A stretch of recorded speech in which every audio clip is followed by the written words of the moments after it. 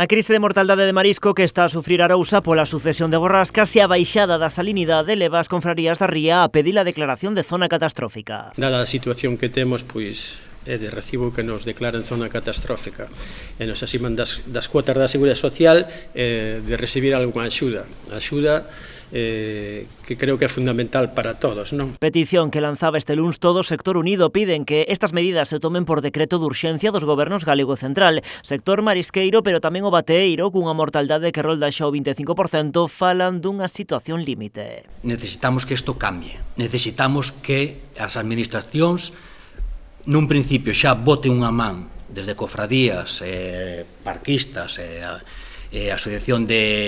asociacións de mariscadores e mariscadoras a pé, a flote e pesca de baixura, a todos os sectores da ría da Arousa que xa levamos sufrindo bastantes anos. Unha crise, advirten, que pode levar incluso ao peche de confrarías. Nunha situación máis delicada estarían Vilanova, Cabo de Cruz ou a Pobra, que entrará este mes en concurso de acreedores. Que só os temos marisqueo, pois somos os que máis estamos a sufrir desde o ano 2023 hacia ahora, hacia o 26.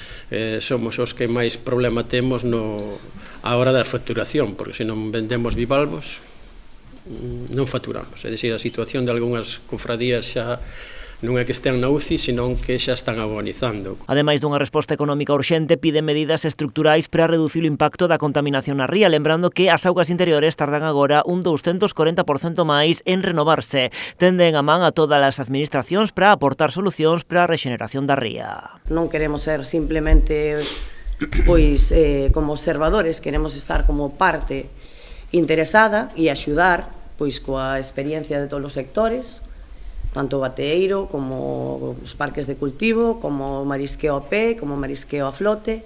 Queremos formar parte desa rexeneración que pedimos da ría da Arousa.